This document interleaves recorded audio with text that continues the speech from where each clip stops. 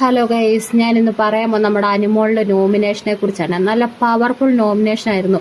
നട്ടലുള്ള പെണ്ണ്. ലാലേട്ടനും ബിഗ് ബോസും ലാലേട്ടൻ്റെ എപ്പിസോഡിൽ നമ്മുടെ അനുമോളെ കൊണ്ട് സംസാരിപ്പിക്കാൻ തയ്യാറായില്ലെങ്കിലും അവൾക്ക് അവിടെ ഒന്നും പറയാൻ പറ്റില്ല. ബിഗ് ബോസിനകത്തിരുന്ന ബിഗ് ബോസിനകത്തുള്ള ആൾക്കാരും ലാലേട്ടനും അക്ബറിനെയും നിവിനെയും സപ്പോർട്ട് ചെയ്യുന്നുള്ള കാര്യം ഉച്ചത്തിൽ അവരുടെ അടുത്ത് നിന്ന് തന്നെ വിളിച്ചു പറഞ്ഞിരിക്കുകയാണ് അനുമോള്.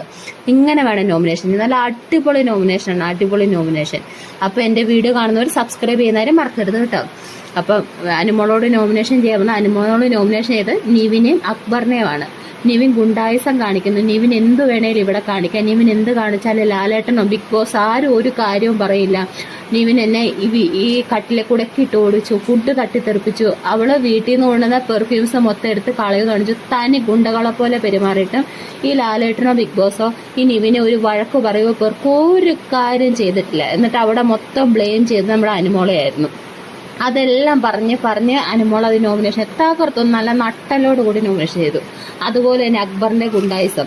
അക്ബർ പലതവണ അവിടെയുള്ള കണ്ടസ്റ്റൻസിനോട് പറഞ്ഞിട്ടുണ്ടെന്ന് അക്ബറിന് ഈ ബിഗ് ബോസ് ഹൗസിനകത്ത് അക്ബറിന് ആൾക്കാരുണ്ട്, അതാണ് അക്ബർ ഇപ്പോഴൊന്നും പുറത്താവൂലെന്ന് അക്ബർ പറഞ്ഞിട്ടുണ്ടെന്ന്, പുറത്തു പോകില്ലെന്ന്. അതുപോലെ തന്നെ ലാലേട്ടൻ നന്നായിട്ട് അക്ബറിനെ സപ്പോർട്ട് ചെയ്യുന്നു.